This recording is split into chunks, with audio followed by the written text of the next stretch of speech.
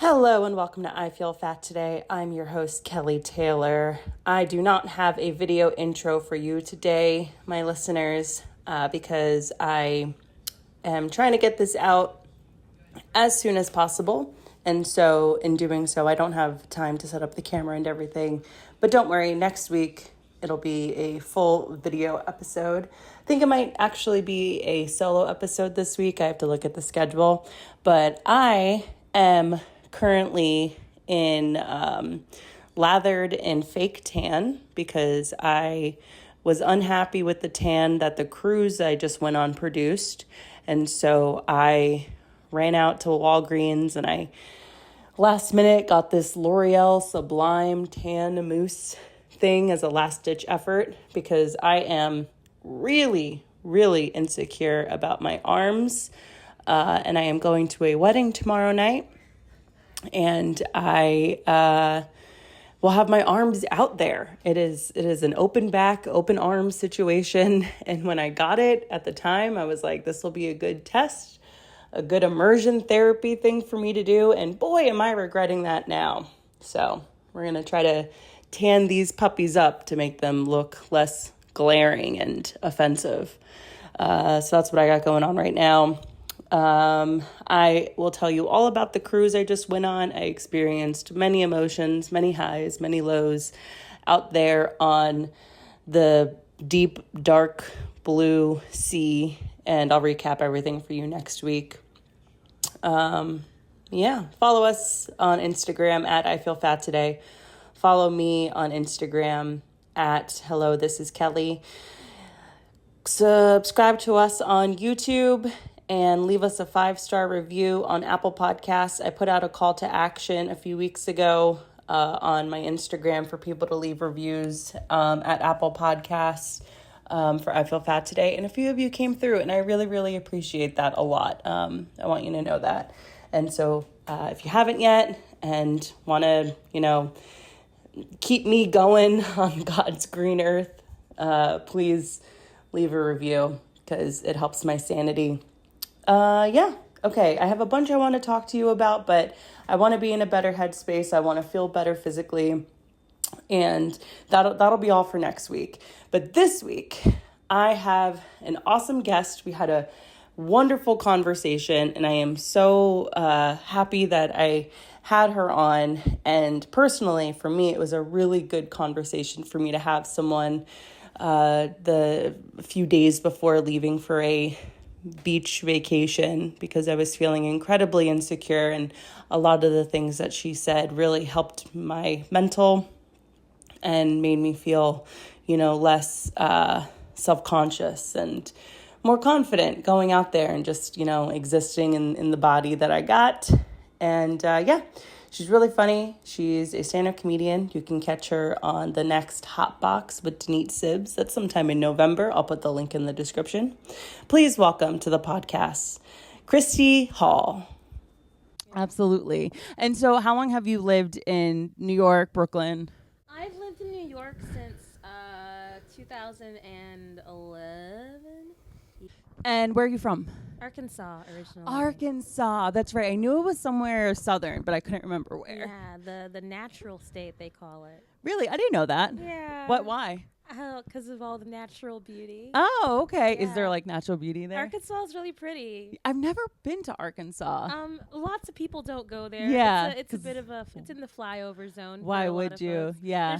There's not a ton to do. There's a diamond mine.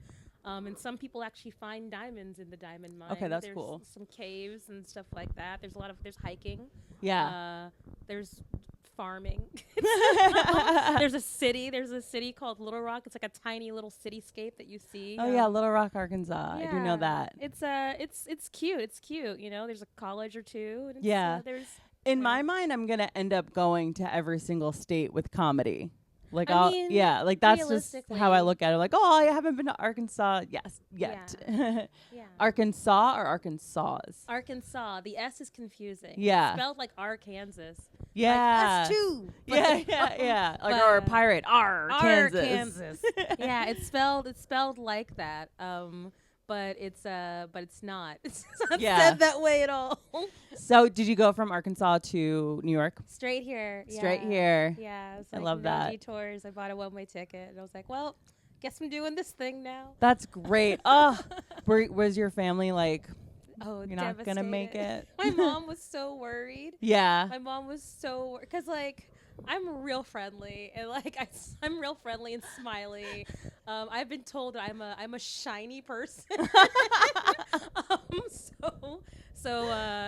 I stand out like a sore thumb. I'm clearly not from New York. Whenever, like, I feel like I'm clearly not from here. Right. And that's okay. So my mom was very, like, concerned that people would be mean to me or take advantage of me, or that honestly I would get, like, hurt and, like, mugged.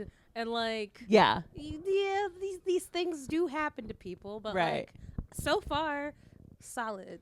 Hey, like, that's great. Real solid. Yeah, and you've been here for almost over 10 years. I've been here over 10 years. Yeah. I've been here over 10 years, which makes me, I think, an official New Yorker. That's a New Yorker. One of the things, Yeah, I think so. One of the rules of being a New Yorker is you have to stay here. And I didn't leave during the pandemic. I'm a proper New Yorker. High five. Like, I stuck it out. Same. I doubled down. I stayed in this apartment. Yeah. See, I doubled down. I bought property during the pandemic. Oh. I bought a place. I was like, I'm not going. I'm staying. I think that if I could go back in time, and if I knew COVID was going to happen and all that stuff, I would have set myself up so that in 2020 I would buy property. Oh, yeah. Absolutely. I didn't know it was going to happen, but my husband and I, we'd been talking about wanting to, like, buy a place anyway. So we were like, well, and we had, like, this plan, like, about 2 years into being together, we were like, well, this is it. We're done, right? Right. And we're like, well, let's figure out what we want to do next. We were like, well, I guess we want to live here in New York. We should probably buy something because eventually we're going to want to stop paying rent. So, like, let's figure that out. And we made a plan and stuck to it. And wow, so adult. Then the pandemic happened, and real estate got real cheap. Yeah. and mortgage rates got real low, and we were like, this is the perfect opportunity. Yeah, that's amazing. Yeah. Love that. It was great. That's perfect. Not the pandemic, but the buying was great. Yeah. That was so solid. It was awesome. We were talking about this before last time we saw each other, that the pandemic sucked for many reasons, but work from home, remote so work. Nice. I can't go back. Yeah. Like, no, I know. Same. Because now when I do meet up with coworkers, it's such a treat. Yeah. I'm like, what a fun day we're going to have, you know? Yes. Whereas pre-pandemic, going into work day in and day out, I was just like, I don't think I can do this anymore. No. I'm dying. It was exactly. I felt like I was so burned out. Like, I was burnt out. And then we all went remote, and I was like, interesting. And I had another level of, like, being burnt out because we were servicing, like I work at, like, at an ed tech company. So, like, I was another level of burnout because, like, now we're trying to figure out how do we get all this content to all these students around, like, and all these schools are closed, and we're having to support all these teachers. So that was a different layer. But then once I got past that, I was like, I'm at home with my cat in a blanket, in my pajamas, in this meeting. Yeah. This is good. Yeah. This is actually good. I had the same exact sort of the trajectory of what you've explained is exactly what I went through. Yeah. Very, very much. And then what really leveled me up was when I got a new job during the pandemic, and things became a lot easier just because, like, when you get a new job, like, you're in a new environment, like, you're in a totally new structure. Yeah. And it made it be like, because even when I get stressed now, because I have the same job that I got during the pandemic, and it gets really crazy, and I really have to stop and be like, you are at home right now. Like, literally take the dog on a little walk if you want to, like, relax and decompress, you know? Yeah. So, but yeah, so. My decompression is I put my whole face on the cat. That's great. Like, if I'm stressed, I'm like, where's Stella? Hold on. I'm gonna put a face on you, just rub it around in there. And she's like, okay. She's a therapy cat. She really is. Yeah. Yeah. Okay, so grew up in Arkansas. What was the family dynamics like? What was the house? The house was, for the most part, my sister and I, my mom and my dad. So my parents, very much in love, stayed together, set a really good example, actually. I think about that more often than not. Because that's like I'm finding more and more that's actually a rarity, and Yeah. But they were just very sweet to each other. Oh, that's so nice. Very sweet. I know they argued. Everyone argues, but like they were very good about like not putting that on us. Yeah. And like not like showing us they could like have a civil discussion, and it wasn't like fuck you all the time. Sorry for immediately F-bombing. No, you're fine. You're fine. We curse here. But it wasn't really like that. And my dad, I have 3 half siblings from my dad's previous marriage, and they were around sometimes too. 2 brothers and a sister. And Wow. Yeah, and very, very sweet family. Very very gentle folks. Yeah. Yeah. It was yeah. Yeah, like I think it's important, or I think it's interesting rather, that growing up around parentals that don't sling insults at each other. Yeah. Because I've talked to so many people through the course of this podcast, especially talking about like what the dynamics were like growing up, and like people were mean to each other, abusive at times, and it's nice to hear that somebody came from a very gentle upbringing. Everyone was real sweet about it. Yeah. Everyone was just real freaking sweet. My sister and I, we're 4 years apart, and we did have like a bit of like when you're younger, and like a bit of like the sibling, like not even like rivalry. I'm not a competitive person, so Stacy is. Stacy's incredibly competitive, Yeah. and I'm not, which I think probably did cause her some frustration, because like you're wanting to like play the thing, and I'm like, nah, Not caring. I don't care if I win or if I lose. I don't care if anyone wins or loses. Yeah. Oh, that's so great. I just can't be bothered to care.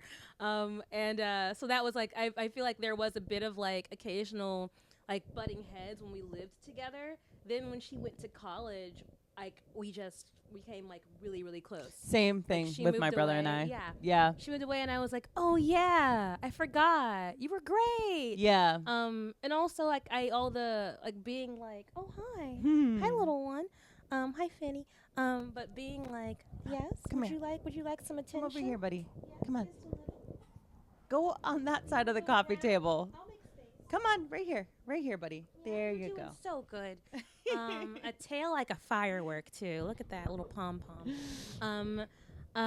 She went off to college. Yeah, she went off to college, and but I remember when I was younger, like I remember wanting to hang out with Stacy. Yeah. And not being cool enough, because I'm like, she was You're like a little sister. I'm a little sister, and I'm awkward, and like into like I read, and I was into science. I was like a weird kid. Right. And like was not popular. Even like after I got it, like I might still be in my awkward phase. I might have never left it. And she was like very popular and like a dancer, and was like, she was cool. Like she was a cool kid, and I was like a big ass nerd. A nerd. And 4 years younger than her, so like really cramping the style. It's like, oh, that's my weird little sister. I was her weird little sister. I get that. I was a weird little sister too. Yeah. My older brother's 2 years older than me, and it was very much like, he wasn't like the most popular person, but I was definitely a little bit more like introverted and quote unquote weird. Yeah. Yeah. Okay. So, when was the concept of dieting first introduced to you? Was it at a young age? Was it? Yeah. I think my mom was always on a diet. Yeah. Like she was never not on a diet, and I remember going to Weight Watchers meetings in 2nd grade. Mm-hmm. So I was I was a little kid.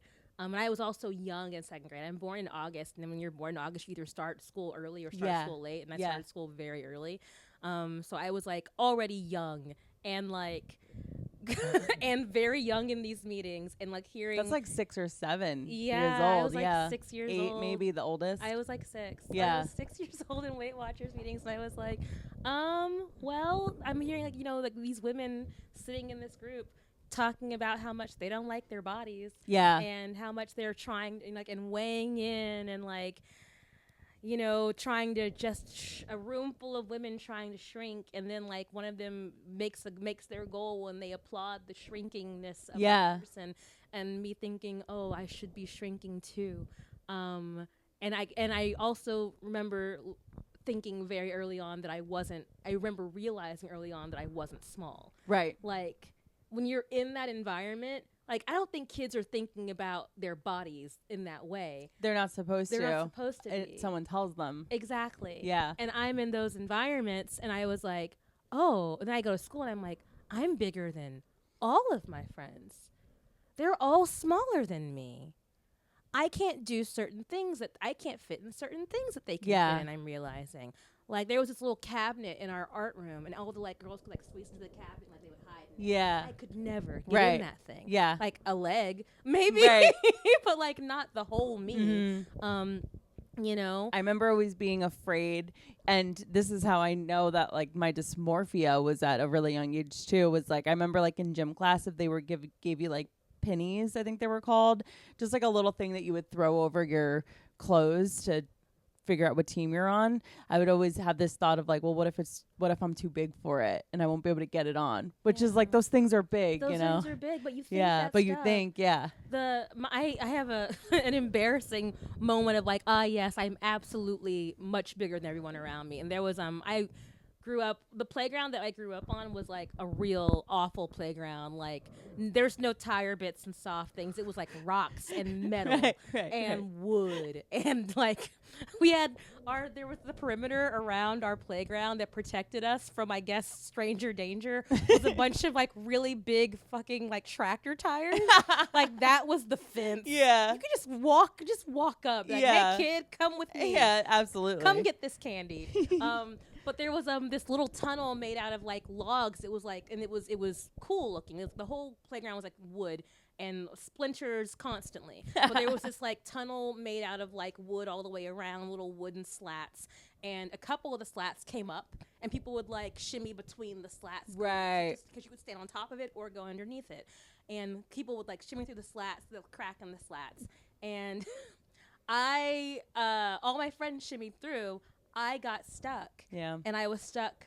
And it was like the bell rang in school, like the recess was done, and I was still there. No. And a cafeteria lady had to help me. Teachers, like the principal, teachers, people came, but like I had to be helped out of the hole. And that's elementary school age. It's an elementary school age, and like all of these kids are just watching this cafeteria woman. I'm pretty sure it put some sort of grease on it to help me shimmy out. Like, I needed to be coated. And I was like, wow, if I didn't know I wasn't small before, now this is confirmation. Absolutely. This is confirmation. And I think that's also around, like, you know, like a lot of I started realizing that the things that people were saying were actually like kind of bullying, and like I was like, you don't realize these things until like you start realizing these things. And you don't develop these sensitivities until someone gives you a reason to, or until life gives you a reason to. But yeah, I remember that was like my first introductory to like dieting. Was I was in Weight Watchers meetings in like second grade, and like, you know, everyone in my family, and I think about this a lot because all the women in my family were always on a diet, and none of them were ever actually like tiny. Like the thing they were trying to do, they never did it. Like, they just were constantly just doing the thing. Yeah. It was like, we're just always doing this thing. And then and in some ways they would like lose 20, lose 40, gain 30, lose, Absolutely. you know, it's just like the constant. And like that's reflected in like my life for a long time was like I lost like 50, and then I would gain 30, and then I would lose 20, and then I would gain back the whole 20. And then sometimes I'd gain back 30. No, but yeah, gain back 30, and it's like this, and then you'd be devastated. At least I'd be devastated. And now I'm not at all. Like, I don't even look at the scale. I'm like, well, I feel good today, so this is fine. Yeah, that's what it is. Do the clothes fit? Okay. If they don't, I'll buy bigger ones. It's like so much healthier to have that mindset than be obsessed with shrinking. Oh yeah, I no longer. I'm still trying. This is one thing that I still have like a problem with, and it's I still have a couple of garments, like not nearly like I used to, that I'm like, I will not fit into this. Right. Maybe one day I will, but right now, no. Yeah. And it's like, and I used to tell myself maybe one day, and now I'm trying to tell myself, no, if it happens, it happens. If it doesn't, it doesn't. But holding on to this thing will not make it happen. And in fact, it will only make me feel like a failure. And what is failure? Like, why is that a failure? It's not a failure. It's literally just that's not what you look like right now. That's not what you might look like. You might never look like that, and that's okay. Right. You know, like Yeah, no, absolutely. I very much relate to that. My closet used to just be filled with clothes that don't fit right now, but like I think I can get back into it. And I still have some garments like that, which I don't really know why I still have them, but not nearly to the level that I did. Oh yeah, most of my closet was just shit that didn't fit. Yeah, for a long time. absolutely. And now it's like, no, it's stuff that like I actually now, because my weight fluctuates so much. I have things that are a little too big and a little too small, and throughout the year I'll fit in all of them. Right. And I'm like, oh, right. it's a this pants day. I guess I'm a little less bloated, or it's a this pants day. I'm a little more bloated. You know, and that's okay. Like Maybe that's why I hate packing so much, because I never know what I'm gonna need for the next that week. I just bring anything loose and some belts. I'm like, if I'm Oh. having if I'm on vacation, I'm gonna eat. So Yeah, like, yeah. You know, I bring something flowy. If I want to belt it, I'll belt it. If I don't, then meh. You know, Yeah. loose fitting pants. I found a brand. Oh God, I'm gonna sound like a brand ambassador, and I'm not. I'm not sure if it's called Quince or Quince. But they've got like linen neutrals, Ooh. and when I travel on vacation, it's just elastic and light and wonderful. Smart. And it looks nice and like chic on you. It still looks stylish. I'm like, this is good. It's like it's just comfortable. Yeah, you know? that sounds great. Yeah. I'm gonna check that out. What is it? It's either Quince or Quince. I've never heard someone say the brand name out loud. Amazing. Yeah, but it's either Quince or Quince. Noted. I'm gonna And look I tonight. love them. I'm gonna see if I can panic buy They some have stuff. they have like everyday silk too. They have all kinds of stuff. Yeah. It's like so reasonably priced. I love it. Oh, I love it. discovering new things like that. That's amazing. Yeah. It's interesting that I was gonna ask, like, where the people in your life that were dieting a lot, like, what did they look like? Were they tall, thin, like short, stout? And it sounds like they weren't at all really thin. No, most of the people in my family are like on the. We're not very tall people. Like the men in my family are tall. My dad's not that tall. My dad's like, I don't know how tall an average height is. I'm not very tall, so everyone's taller than I am. Right. But like my dad is like, I think maybe 5'9". I'm not sure if that's very tall for a guy or not. And my sister was never really on a diet, but she was also like a dancer. Stacy was, I remember, this is the one thing I do remember, is being compared to my sister. And I think that's also part of what drove the need for me to shrink. Because like Stacy and I were in dance classes together. Her obviously coordinated. Me, Yeah. no. Right. Me, a disaster. Not made for this in any way. So imagine I would be comparing myself and being compared to this person who is 4 years older than you and in a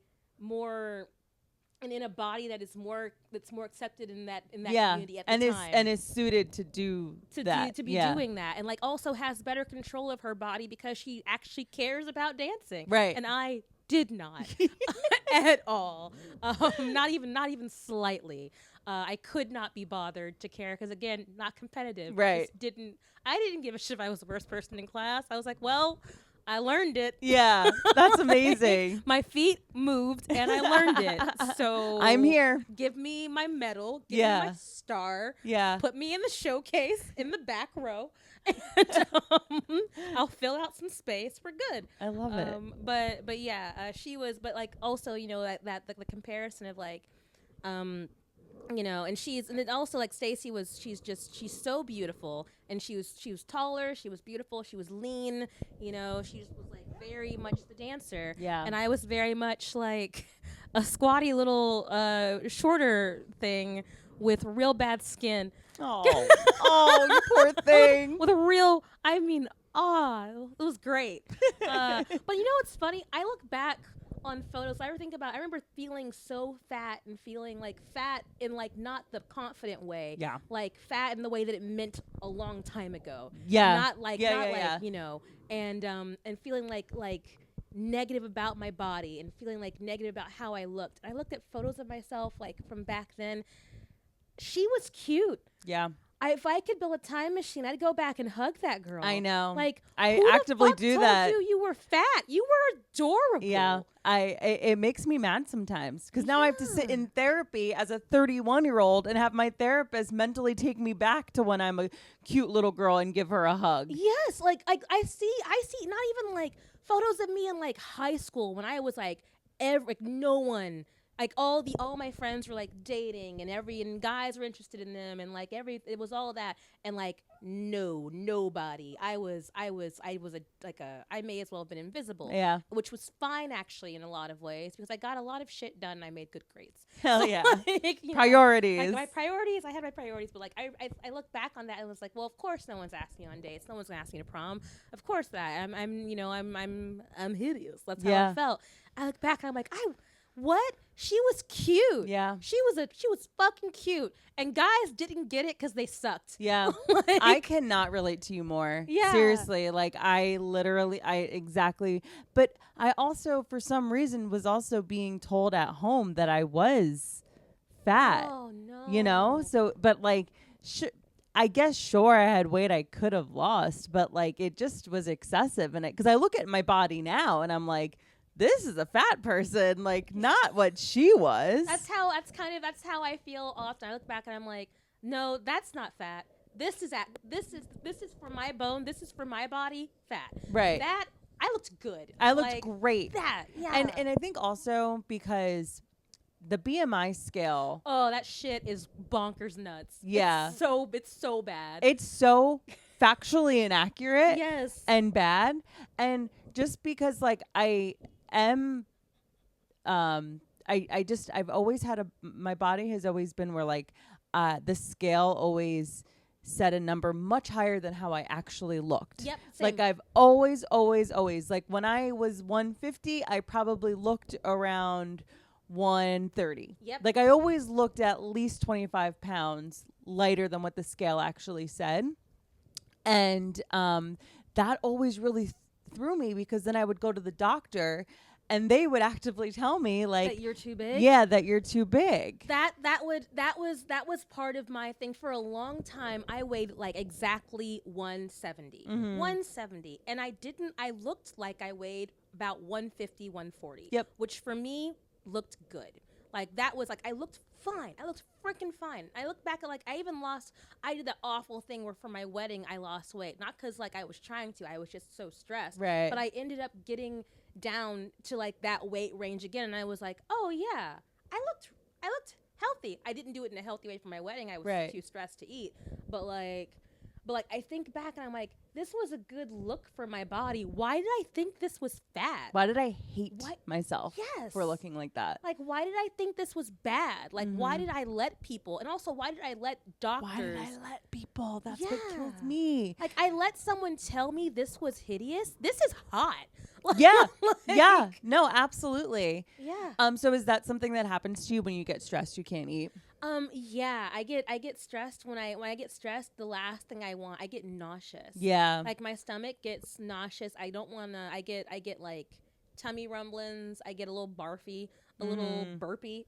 Yeah. And nothing will sit well with me whenever I'm stressed. When we had that the gig at the winery, I barely ate anything. I was like, because I was thinking like I don't know what this is going to be like. So you were nervous. I so was you too couldn't. nervous to eat, and I barely ate anything. But when I'm happy, I get snacky. Yeah. Happy, which is partly like my family is that way. Like we most of the time, like we're very gentle people. We're very happy to see each other. So most of the memories are being made around a table. We're eating at grandma's house. We're eating after church. Which was, I hated church, but I liked the food after church.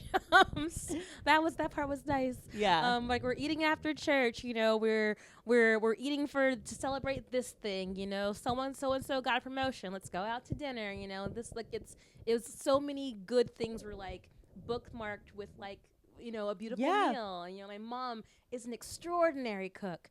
Oh, an extraordinary cook. The saddest thing though was watching my mom make Weight Watchers diet recipes because I was like, you're better than this. You know what would happen to me? My grandma is such a good cook. She would make she would make a delicious meal, linguine and clam sauce. Like, oh, my favorite. She would set the table for everybody. We all have our plates. And she would make the lean cuisine version. She would heat up the lean cuisine version of the meal we were eating. And I looked at that like, that's what I should be doing. Yeah. And now I look at it as an adult and I'm like, oh, that hurts my heart so much. She made y'all the real thing, and then for herself would eat like the diet approximation. That's awful. Yeah. Awful. Oh, what a torture for her too. Like she put so much love into it for y'all, and then couldn't give it to herself. Yeah, and with her, and she's to this day it still affects her. She very much is. There hasn't a day, much like myself, for her, a day has not gone by where she hasn't thought about dieting or her body. And she was very big in high school. And I say this often when I do interviews, and I just, have this sentiment that I learned from her that kids are cruel. And I have also experienced kids are cruel. Yeah. But with her, she wanted to protect me from being fat so bad. So even when I get angry about like, why couldn't I just have been good enough? I know that for my grandma specifically, it came from a place, or it comes from a place of she just wanted to protect me so badly because she knew firsthand how horrific people can be, like just how truly, truly mean. And she was terrified that it was going to happen to me. And so that's why, we would sit around and we would talk about dieting, and, she would always tell me, horror stories of when she was a kid, about what happened to her. And it's really, really sad. And she, as far as like her not being able to give the love to herself, like that's an approximation. That's a summation of her life. Like always making sure everybody else is good, because otherwise she gets so much anxiety if other people aren't right and good, So that's why we would get a delicious meal and she, wouldn't be able to give that to herself. This stuff is passed on though. There's entire, not just your grandma. I think there's an entire generation of women who are like this, and who are to some degree have like some variation of this, Like there just is, the sacrificing, the giving your all to the others, and then giving yourself the none, and that's the expectation, and that's how we're supposed to be moving throughout the world. We're supposed to be caring for everyone around us, but fuck us, but like we're supposed to be the afterthought. And I think there's, not for nothing, even like with this podcast, you are contributing to this newer generation of people that's like, I see that, I recognize that, not for me. Yeah. None of that for me. Yeah, I see that throughout my whole life of how none of that is for me, because I see that with my mom, how she worked so hard, like so many jobs, just, to like keep the whole thing going. And how, like, I remember my mom at one point in my life literally worked 7 days a week. Like she always looked at like her jobs that she would have on the weekend, and she'd be like, all right, I gotta go. We would call it to Woodbridge because that's where it was. Like, oh, I gotta go to Woodbridge because that's where the job was. And I'd be like, again, you gotta go out again. She's like, yeah, but it's easy. It's super, super easy. It pays really well. I'm gonna sit there and, I'm gonna work on my paper, because she was also in school. Or like, oh, I'm gonna read a book. A beast. Whatever. What? Literally, just like a behemoth of just like tearing through this shit, making sure the bills are paid. And I think back on how much my mom worked, and I'm like exhausted thinking about that. And that's where I really have empathy for the adults in my life, because I can also look at that time and be like, oh, well, because my mom was working all the time, I had to keep, I was like feeding my brothers and my dad or whatever. Like I was the one that was handling that. But I couldn't imagine being like in a position where my mom was, to like just be like, oh, to make ends meet, I'm just going to have all these jobs. Because now I'm like, I have my day job for myself, to pay for my apartment. I have some side gigs where I walk dogs, and that's kind of like my beer money. Like, you know, I'm chilling. Yeah. And I like chilling. I like chilling. I think the people younger than me call it a soft life. Oh yeah, something I've been like seeing that. this. I've been seeing Yeah. the soft life. The soft life that I feel so old that the Gen Zs on the TikTok we'll call it the soft life. And you know what? Thank you. Yes, please to that actually. Yeah. Like that's what an ideal way to be living, you know? I think it's beautiful. I think it's beautiful that we're wanting to slow down. We've seen the grind in our parents, and I admire it. I know that even like my dad worked so much. He was always going. My mom worked too, but my mom worked for the government, for the Arkansas state government, and my dad, he was an engineer at Bell and or AT&T, Southwestern Bell, the whole. They all become all these different names of these companies. They all like get bought and become one big thing. Yeah. Monopolies and shit. Yeah, yeah, monopolies and shit. In fact, my dad was an engineer. Hi, sorry, that dog is so cute. But he makes the cutest noises. But they were always working, and like I had when I first got to New York, I was also like I was a temp. And I worked through an agency, so I was always at a new job, always going. Plus, I was bartending. I was doing so many things. And then I just can't. Yeah. Like, I was like, I was like, you know what? I'm repeating the patterns that my parents, that my parents had to do, that my dad and my mom, you know, they work so hard. I'm repeating this thing. And do I actually have to do this anymore? And you know what? I think they worked hard so I wouldn't have to do this. Right. Like, I'm not supposed to be doing this. This must make them so sad to know that I'm just picking it up where they left off. Right. I didn't want that at all. They wanted, you know, they didn't want me to pick it up at all. They wanted they wanted to lay the foundation so I could run. Right. You know? Absolutely. That's so beautiful. That's what they wanted. And that's why I'm realizing that now. So that's what I'm trying to do more of, and do more things for me. I also think back about my mom. My dad is also he's also a musician, and he's like, and I remember them always having to try to find time for their passions. Like, my dad's a fantastic bass player. Wow. Oh my God, he's so talented. My dad is such a good bass player. My mom is an incredible singer, and she paints. She's like a Jill of all trades. Like, she just can do, if it's handy, crafty, anything, she can figure out how to do it. I get I'm not gonna buy that, I'll just make it mentality from my mom. Her. And I learned these skills from her. I remember her working this 9-to-5 job and putting in all this effort, and then coming home and being like, I want to start a catering business with my sister. We're gonna cater weddings. We're gonna make cakes. And they learned how to make like elegant, crazy, fondant, tall ass wedding cakes. And they were like killing this shit on the weekend. And I'm like, this is the thing that you wanted to do. And like, I want to live my life where I can just do the thing I want to do all the time. Yeah. Now I'm trying to do that. Like, absolutely. You know, I remember, God, my parents. So you got your musical ability from both of your parents. Your mom's a singer, your dad's a bass player. How many instruments do you play? I play a bunch of stuff. I come from like a musical family in general, but I play guitar, I play cello, I play saxophone, I play a bit of French horn. I can play a little piano. Wow. Not as good as my husband. My husband's a way better pianist than I am.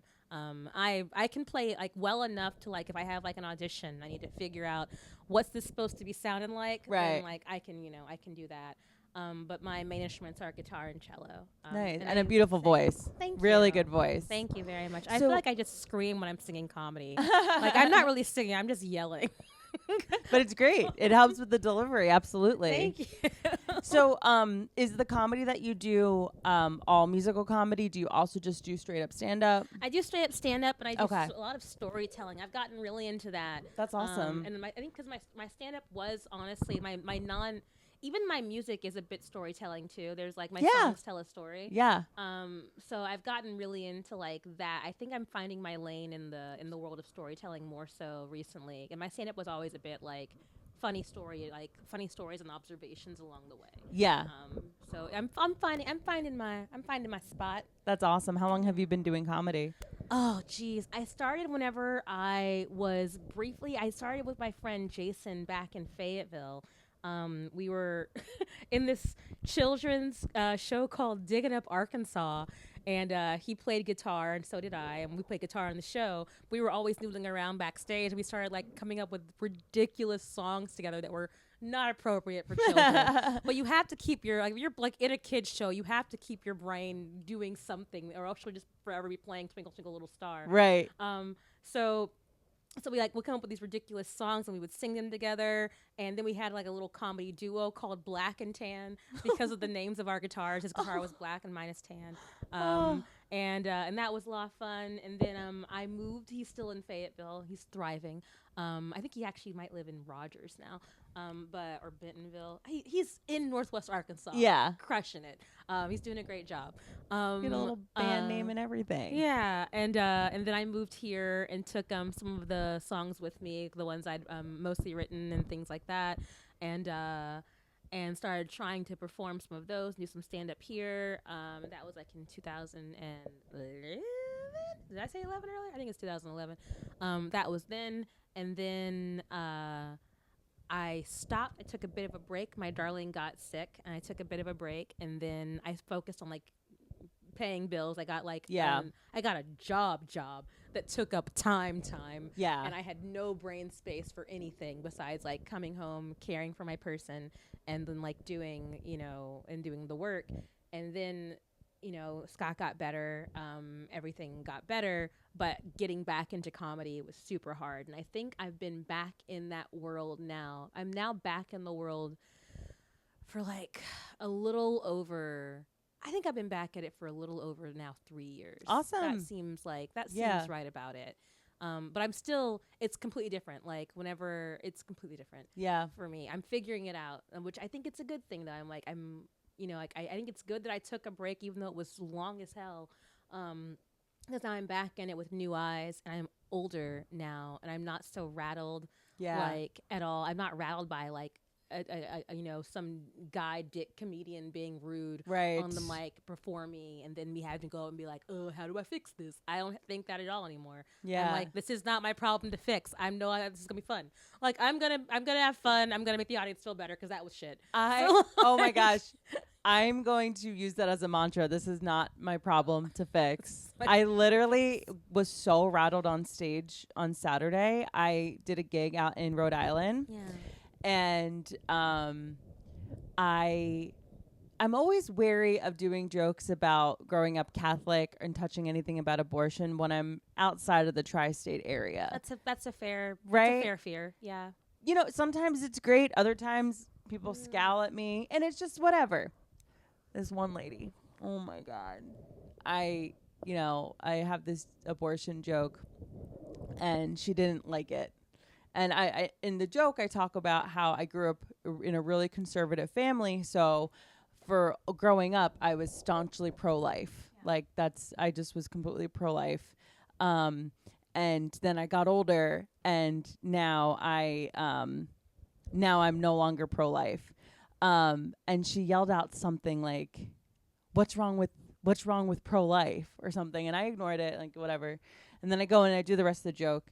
And the person she was with, just look at each other, and they get up and leave. They like storm out. Good, leave. Yeah.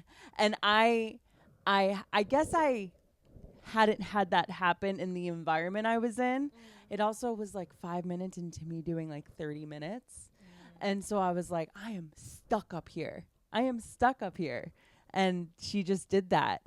And I was just like, I'm sorry, whatever, like I'll move away from the abortion stuff, like I'll, whatever. And I was able to recover a little bit, but I cared so much in that moment that I wanted to fix it. You're an empathetic person. Yeah. I wasn't even talking this thing. And when she left, because Joe was with me and our other friend, and they told me after, they're like, when she left, they were like, she's a baby murderer. And I almost see, that's something where like I wish that they said it louder, because then I would have been able to retort back. Whereas like when they just leave and they don't say anything, Yeah. like at least if they yelled that out, I would have like, I totally would have said something like, I never had an abortion. Like I want to go to heaven. Like I would probably say something. I want to go to heaven. I Yeah. would have laughed my ass off. Right. At that. Like I just was so rattled. I was like in the back of my mind trying to like get through, you know, like take everyone's eyes away from the fact that this lady just left, and like, you know, hey, look over here. But in the back of my mind, I'm like, she's so mad at me. Like, why do I care that she's mad at me? I think I used to get rattled until I got properly heckled. And I think it's because, and I have the added benefit of like music. Like, Yeah. I have a guitar in front of me, and like there's very, very little. I think it's like this instant barrier. And it's also for lack of like it's also a kind of a weird form of crowd control. Like there's a reason that little kids respond to like someone playing guitar for Right. them. And that part of your brain is still there. So it Yeah. happens when you're in a crowd, when you're a comedian too sometimes. Like I got properly heckled, and like I have the same instinct of like I should fix this. I used to be like, oh no, they're mad at me. What, I have offended someone, and like that used to be, and that often I still am that way. Like in life, I don't want to Right. offend people. I don't want to hurt anyone. I don't want to cause harm. Yeah. And for the most part, my comedy is pretty joyful. So if it does Yeah. cause harm, then I'm like, what did I do?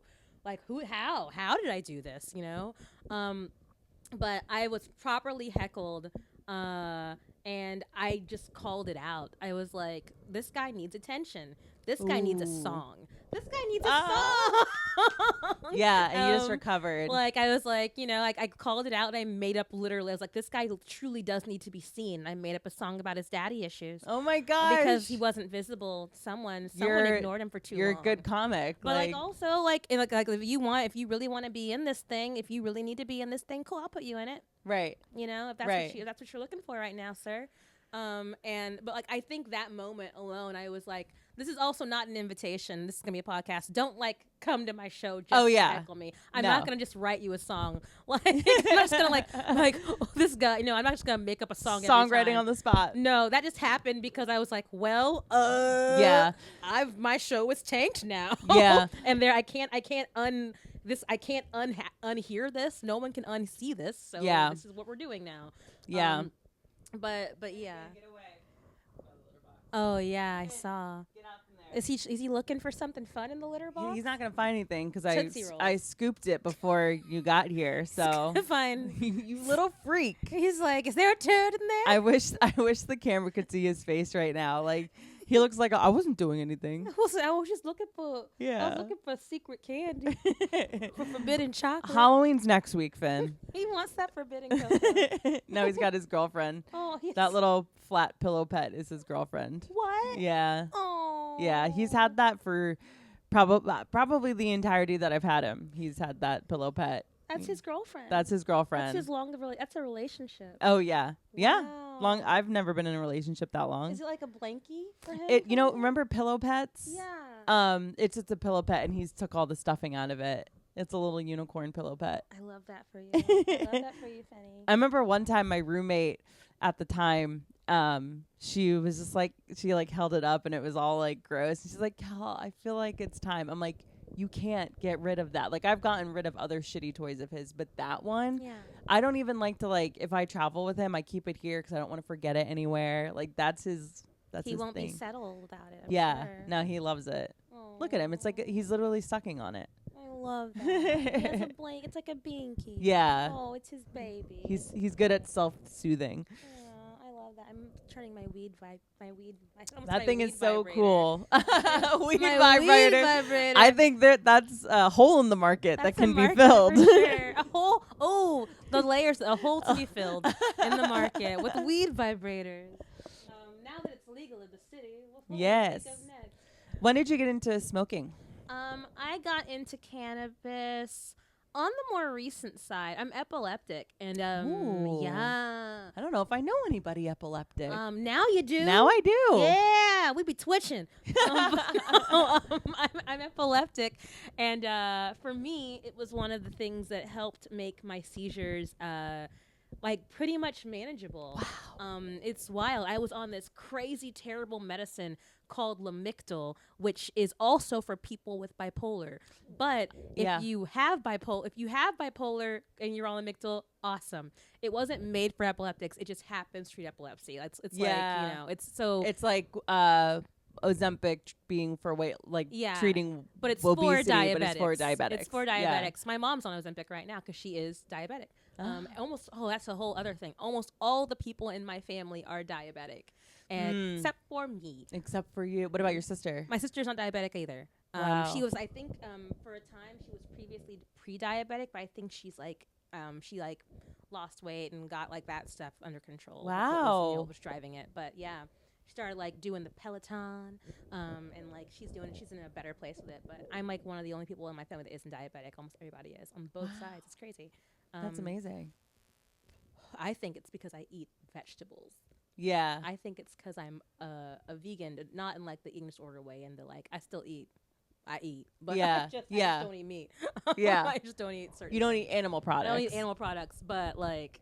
No, Joe had to lower his cholesterol, and the doctor was like, I'm going to put you on a statin because like we need to lower it. But if you don't want to be on a statin for the rest of your life, I just recommend going vegan. And he was like, okay. So he didn't do full vegan. He did vegetarian. And it only is up until recently, very, very recently, that he sometimes like takes the foot off the gas a little bit and like will like have like a chicken halal, you know, or like a bacon. Yeah, I'm sure most. He actually hasn't had any red meat, which is crazy. He's only even dabbled into chicken. Thank you. And it's helped so much. He's no longer on the statin. Like in just like in a quarter of not doing it got him off. Statins are wild. The things they can do to your body. My mom was on a statin she was on a statin and it like messed with, I'm trying to remember exactly what it's called, but it begins with a T. The muscles in her body started to deteriorate. My mom sent me the word for it, but it's really sad. I'm just looking. Is she not very mobile? She is now, but she had to like work her way all the way up to it all over again. It was actually kind of heartbreaking. Because she was so active. I'm not all the photos, Mom. She sent me so many photos. I'm trying to find this thing. Maybe it was to Mom and Stacy. But I'm looking this up. This is the most riveting part of the podcast. Yes. I'm looking up a thing I'll find it and I'll send it to you. But she sent me the word for it. But it's basically like the muscles in her body like deteriorated, and it was just so freaking devastating. Yeah. And she couldn't dance, and she like leads line dancing classes. Oh my gosh. And like her and her sister Gail, the same one that she started the catering business with, they're always up to some shit. They're always, those two are peas in a pod, always just off messing around, having a good old mess around together, coming up with some scheme to do something silly. And right now their thing is line dancing. So cute. And it's adorable. They teach line dancing classes, but for a time she couldn't dance because she like could barely walk, and she had to like relearn how to walk. And I taught her how to like do wall sits and stuff like that, which is like to help like build up her her legs again, her glutes, and she like little bitty exercises that wouldn't put too much like pressure on her, but would use like the weight that she already has on her body. Like carrying your own weight essentially. Yeah. And she's been doing that.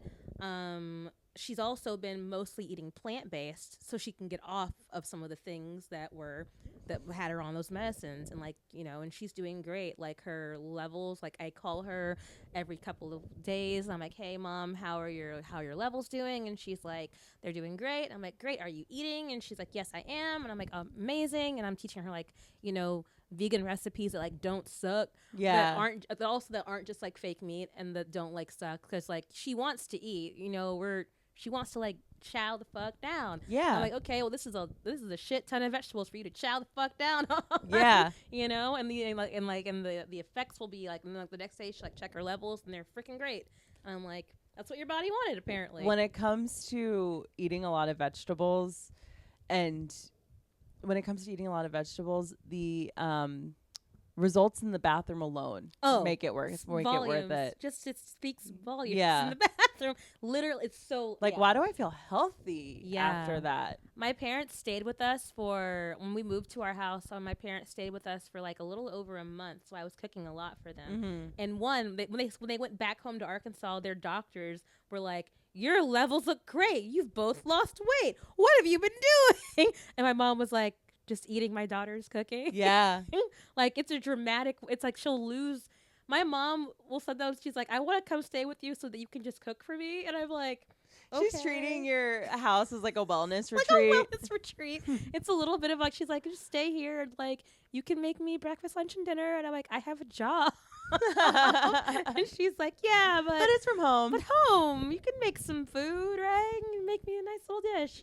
And I do. I make her beautiful meals. I love cooking for my mom, and I love cooking vegan food. It's a lot of fun. Yeah. Especially like figuring out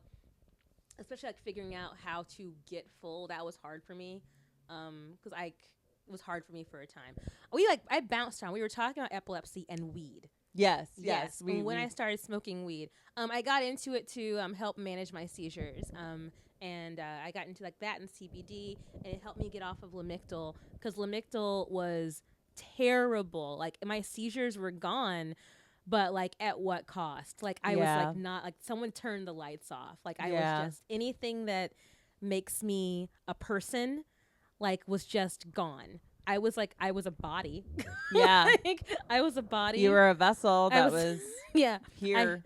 I could process information, and I was a body. I wasn't living. I was so I was not well, and I felt like I was also like not driving the vehicle, if that makes sense. Yeah. Like I remember like I blew up on Lamictal.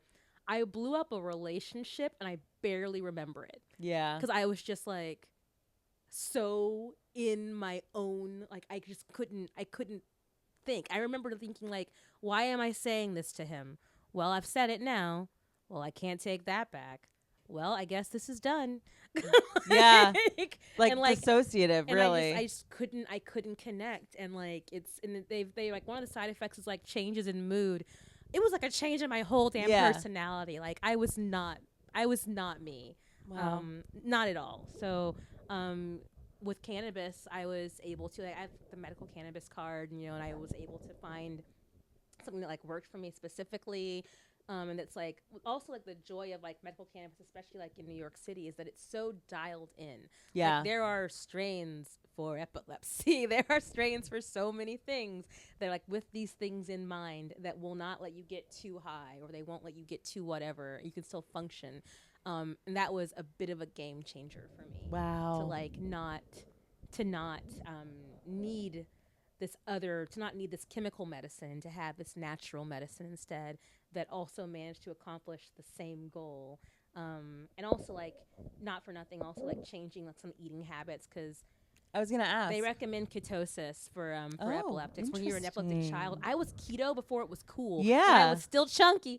I was still chunky. So like keto as a kid, but still real round. Oh, were you doing it in a way where you weren't shitting yourself? Because I have so many friends, myself included, who like were like, oh, we're gonna do keto, and then like I have cheese and bacon in my fridge, and all of a sudden, like for some reason, because I didn't do it right, I like shat myself. Just shitting yourself Yeah. constantly. I mean, I had a lot of tummy troubles as a kid. Okay. So that's probably why. Yeah. I had a lot of tummy troubles as a kid. But I feel like keto is different now than it was back then. Like, there's so many, like, there used to not be all these books, and it wasn't like a craze. It was like keto was like a thing to help kids not have seizures. Like, truly. Wow, I did not know that. Like, that is so interesting. It was like that's at least whenever I'm sure it had other uses too, but like whenever I was younger, they were like ketosis. You want to reach this, so that your brain can't blah blah blah. Then you won't short circuit and embarrass That's yourself. so in interesting. class. I had no idea. Yeah, it was like, but like it was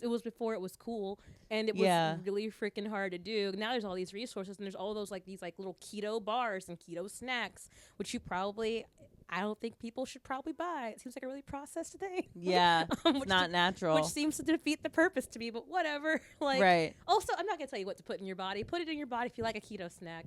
But, like, it just seems like it's going to not help. Did you see that Netflix documentary? They ended up taking it off of Netflix. I think this was like 2016. think it was called The Magic Pill. Yeah. And it was a documentary about ketosis.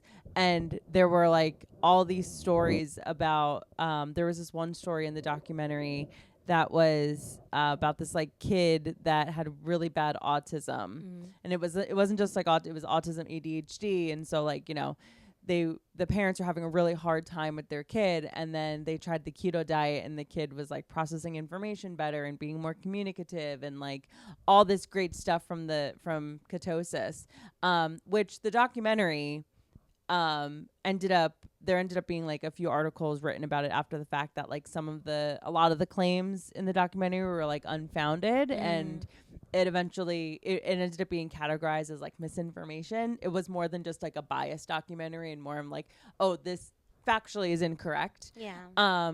So I always look at the keto diet as it works for some people, But not for all but people. not for all people. It really can backfire on people that it doesn't work for. Yeah. But I'm so interested. That's so interesting about the epilepsy portion of that, or the facet of that, because I was going to ask if diet ever played a part in that. And it very much did. Yeah, it very much did. Wow. It very much did.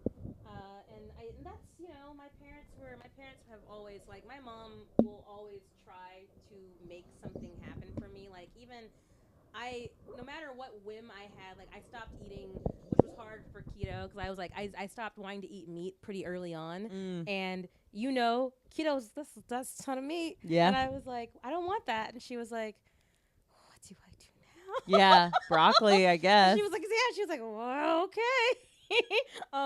And like wanting to figure that out. She was like, I wanted to eat like less certain kinds of meat. And like eventually I was like, okay, well, I can eat this. I would eat certain things. I was younger.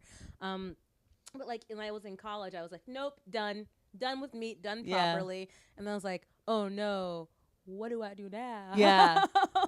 And also like in Arkansas, like what am I gonna eat? I was gonna say, with your, even going back to your mom, like her eating healthier now, like that's hard in Arkansas. It's much easier now. I stopped doing keto in college and started like just being like regular vegetarian, and then I was like a vegan, and still am a vegan.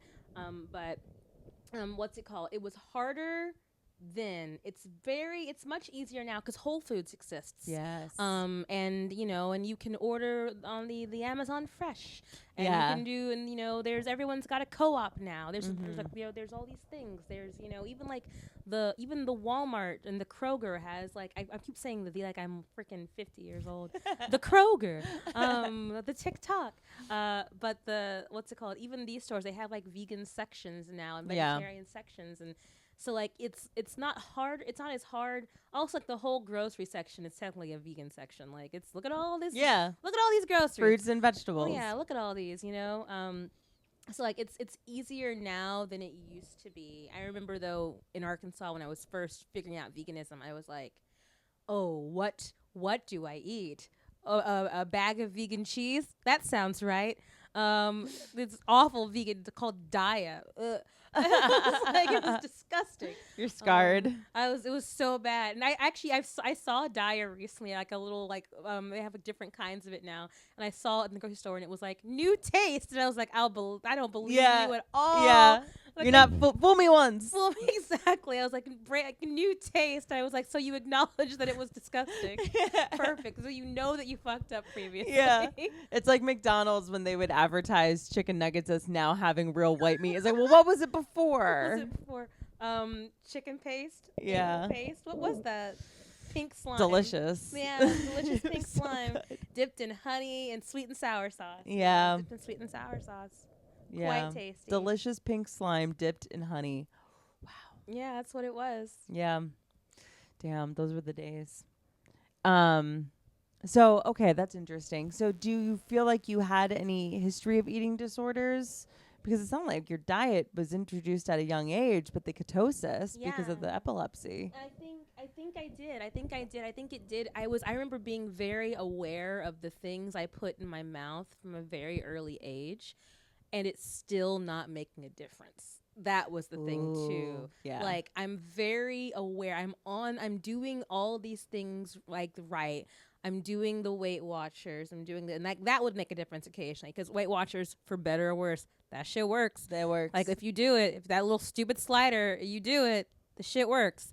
You might be hungry as hell though. You can be hungry as hell. I remember there was the restaurant book for Weight Watchers, and it had Schlotsky's Deli in it, and there was one of their original sandwiches was like all the points I was allotted for the in a day. I basically, if I were to eat this, I couldn't eat. I could only eat again halfway into the next day if I were to eat that sandwich. Yeah. And I was like, worth it. Which is like it's not worth it. Yeah. Like, one sandwich means I can't eat for like until basically like noon tomorrow. Yeah, you have to fast for a day essentially. Yeah. That's like, if I eat this at lunch, I can't eat until the same time tomorrow. That's not good. No one should be living that way. Yeah. No one should be living that way. But I was very much aware of the things I put in my mouth and the things I was eating and the effects they would or wouldn't have on my body.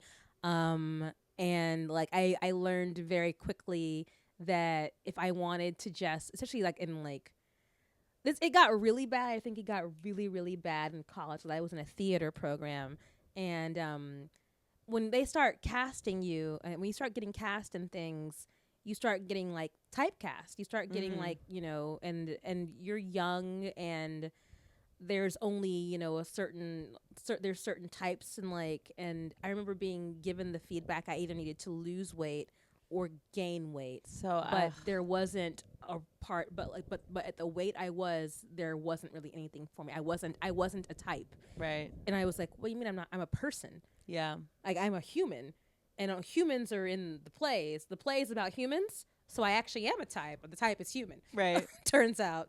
But I remember being given that information, given that feedback, and it's like really being like, so I should either gain weight or lose weight. Well, if I gain weight, they're gonna keep casting me in this awful shit. I'm never gonna play a lead role. I was gonna, you know, so like I need to get skinny, and not even like fit, not even in shape. I need to get skinny. Right.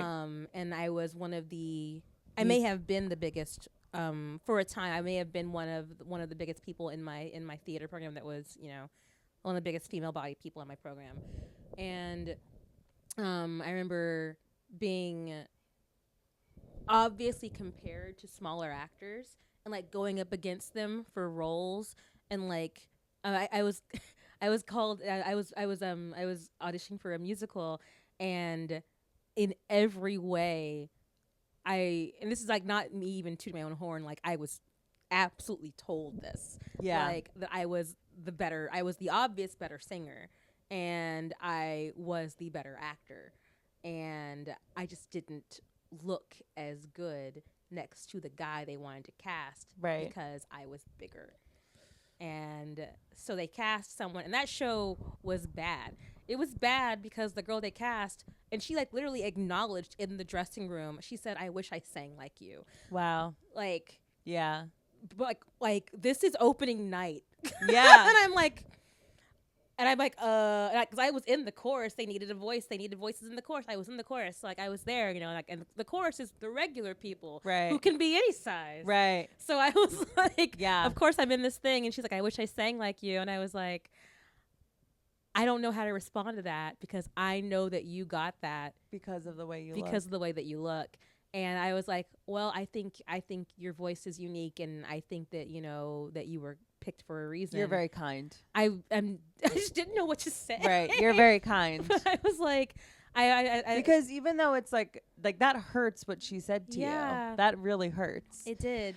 Do you feel? Because I worry about the typecast. Yeah. I worry, and that's why I love stand up, is because from like a career perspective, it's like, well, if I'm good at this, if I'm good at telling jokes and I'm good at being a performer, I don't have to worry about the typecast, but I know it's going to come up. It's going to, yeah. Because it's inevitable. I'm just wondering, like, are things changing for the better where where like we'll have more opportunities afforded to us based on talent that, you know, our looks are removed from? I hope so.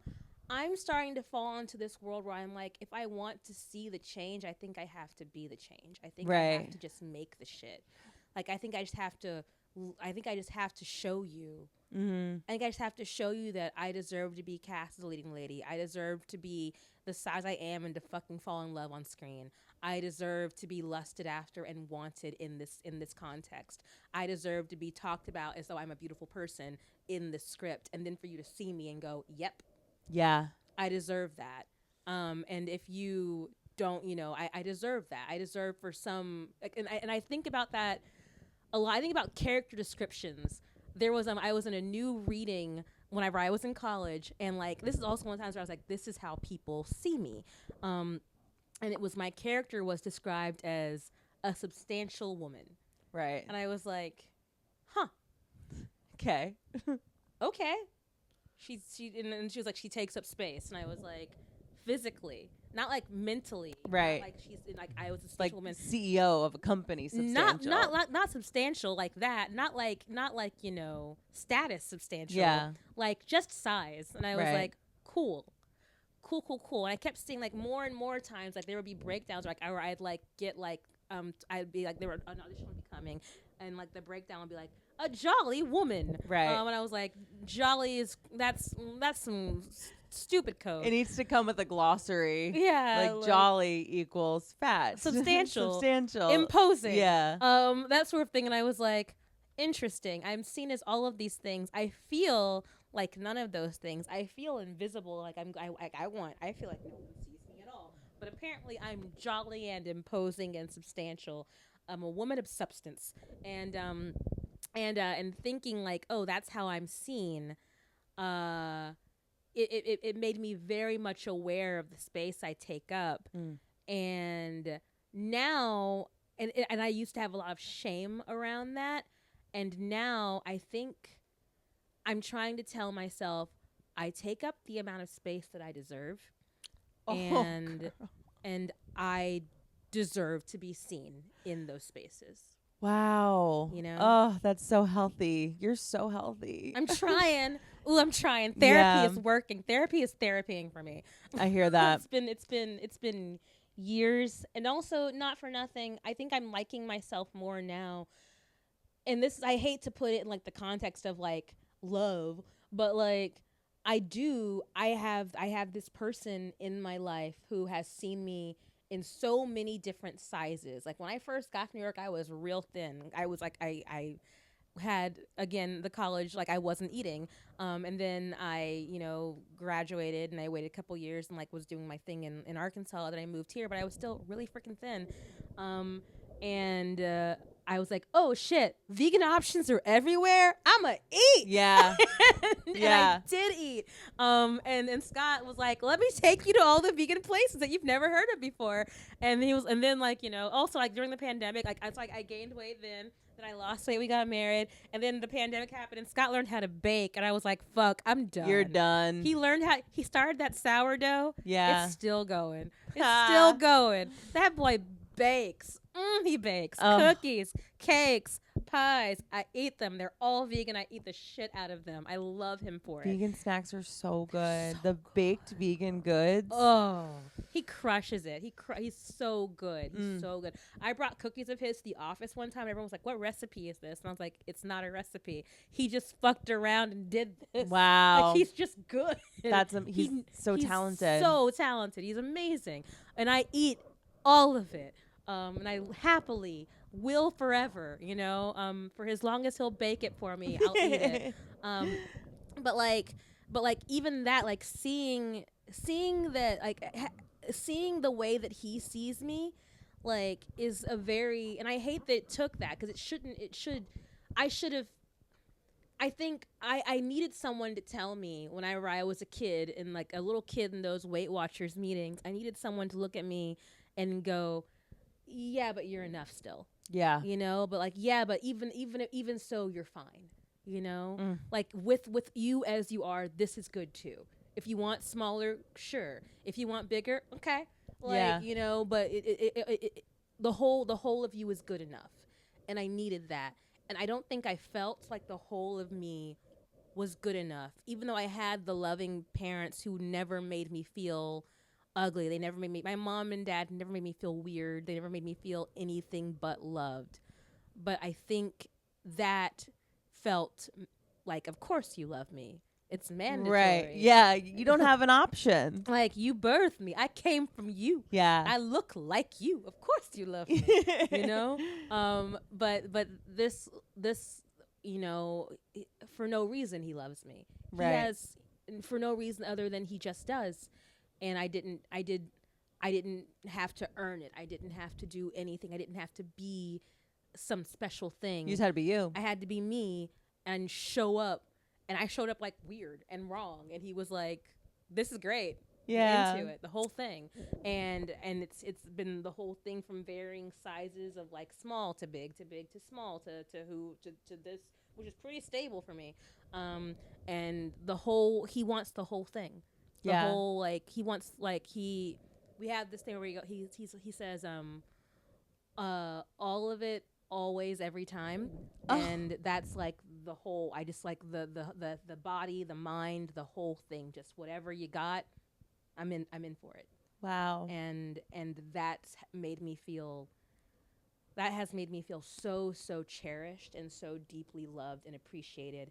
And I don't think I had felt that way my whole life.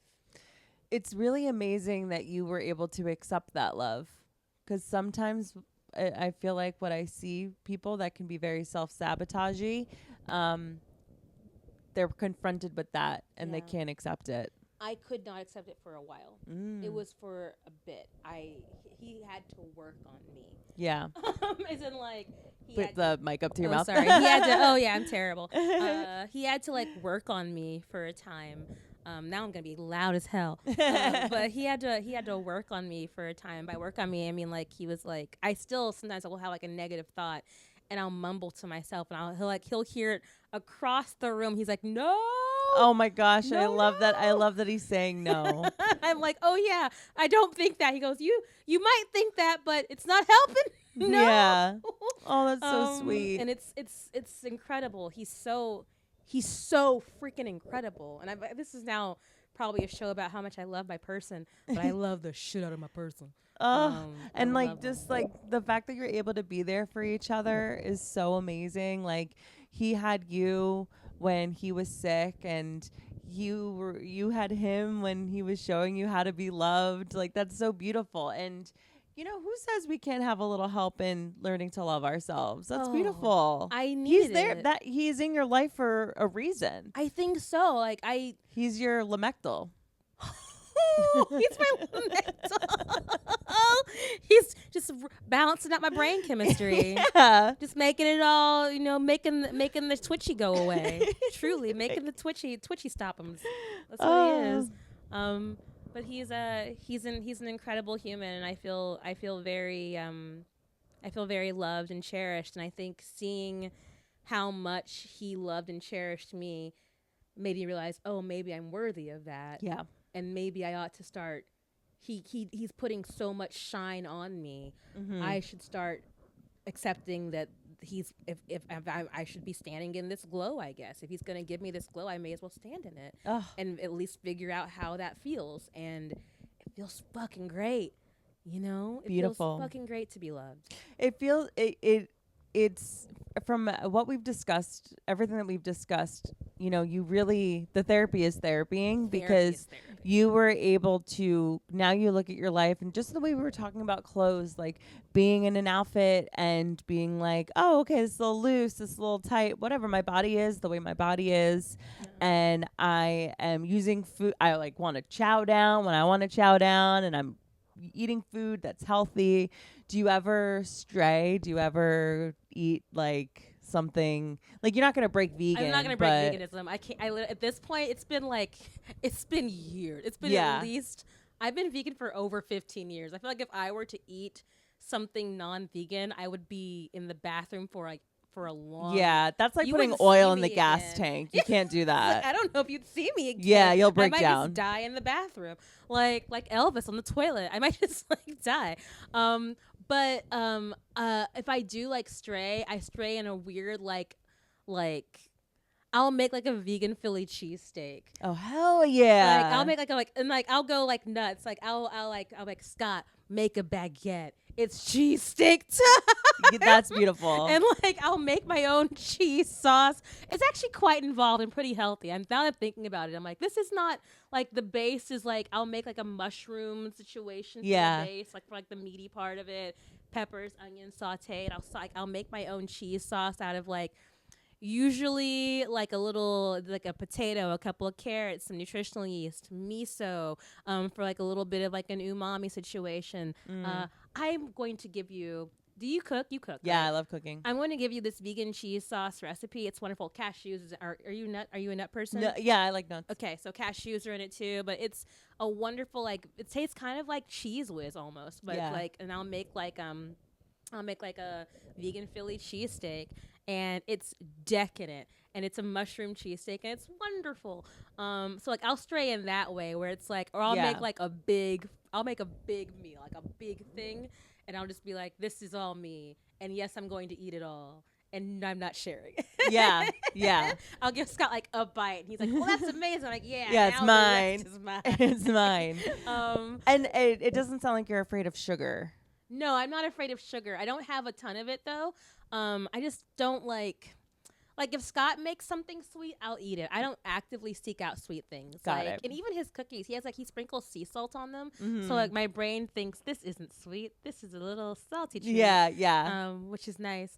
But I'm not like really a sweets person, but I think that also comes from everyone in my family being diabetic, and my brain like from a very early age, I was like, sugar is the enemy.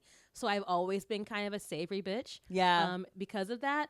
But you can get diabetes from potatoes too. It's all. It all breaks down to sugar. It all breaks down to sugar. Yeah, exactly. That's a sugar at the end of the day. Yeah. So if you're not using it, that's sugar. Right. But I think I don't avoid sugar. I just don't ever I don't seek it out. But if it's there, I'm like, oh, a little sweet thing, sure. But like I was in the office, for instance, last week for a company on site, and of course it's nothing but like the offices are full of freaking candy.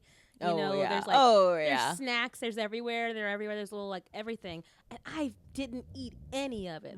Good for you. And like our office manager was so sweet. She went out and like bought specifically vegan things, so I would have little sweet treats, and I was like, thank you, Carrie Ann. I'm not gonna eat any of this. Aw. I don't want any of it. But people ate it, but I was just like, I'm not gonna eat this. That's so I wish I had that. I wish I had the ability to be like, I'm not gonna have that. Well, this has been healing for me. I don't know about you. I'm about to go on a beach vacation at the end of this week, and before you got here, actually, I was going through some clothes, trying on some bathing suits, and having to look in the mirror and be like, my body doesn't ruin this outfit. No. And it's just in it. It's just in it. And I was, saying to myself all the things that I tell myself, like, no one's going to even remember me from this, like everyone else is on vacation, whatever, And so this has been very healing for me. Thank you. I'm glad. I'm so glad. It's definitely been healing for me. You were talking about the eating disorder stuff, and I was like thinking about college. I was like, wow, I've never really talked about like I just wasn't really eating because I wanted to lose weight. And I'm so glad I thought about that today because, like, I've come so far from that. Yeah. I'm not writing down how many calories. Yeah, you are kept in food something. journals and I'm not everything. or I'm not like trying to predict 2 pounds a week and do like the math to figure out what I'm going to be at the end of the year. Yeah. I'm not doing that anymore. And, like getting to talk with you about this, like I realized like, oh, I'm actually I like myself now. That's beautiful. Yeah. And that's really what it comes to, because I'm reading a book on intuitive eating, and it's really hard for me to relinquish that feeling of, I'm reading a book on intuitive eating, but I hope that it helps me lose weight. Like I'm trying to relinquish that part of it where it's like, okay, I'm not going to be focusing on diets. I'm just going to focus on like eating based on how my body feels, but still wanting the result to be losing weight. And I think and I'm going to say, even though it sounds counterintuitive, the key to losing weight is letting that go. Yeah. Because if you do or you don't, as long as you're healthy, like when you were talking about your mom, relax, baby. I know I got to get you to the groomer. I've said that for the past 4 weeks on this show. I love But when to be groomed. You're fabulous. when you were talking about your mom and how she, had her muscles deteriorating, like when I think about my body and I think about getting older, like I want to still be able to zip around this city. I still want to be able to move. I don't want to be limited and all. And like, as long as I'm not limited, as long as I'm an able-bodied person that can like book it when I got to book it and like, get myself around, I don't have to be a model. Yeah. So Honestly, and most models won't stay models forever. right. It's so true. I know. Beauty These bodies is so, it's transitory. Yeah. It doesn't last. None of that stuff lasts. Yeah, It's it all falls. It all goes to the ground eventually. Gravity Yeah. will take its toll. It always will. Don't look up because Oh, it's gonna come no. down. Yeah. Right, baby? Which is, oh, Not you though. Your beauty will never no. fade. You're always gonna be gorgeous, a gorgeous baby Yes, with yes, a you are. wonderful smile that lights up a room. Those teeth. Yeah, he can't help himself. He's beautiful. Oh, he's Oh, gorgeous. well, it's been amazing talking to you. Thank you so much for coming on. Thank you. Where can people find you? Oh God, I'm terrible at social media. I have an Instagram. That Instagram is Christy Hall, y'all. Do I post often? No.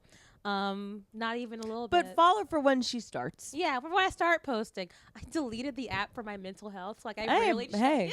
No, that's great. That's what you should do. I Yeah. have to like re-download it every now and then. Be like, oh God, do I have a message? Yeah. Oh, okay. Oh, I'm in that show. I forgot. Yep. That's why I have honestly Instagram. Like, yeah, I can sit and scroll, but like get tagged in a group. Like, oh shit, I have that show. I forgot to write show. down, Yeah, which is a good problem to have. That was so. me at the Vineyard show. I was like, oh fuck, I forgot I was doing that thing. Yeah.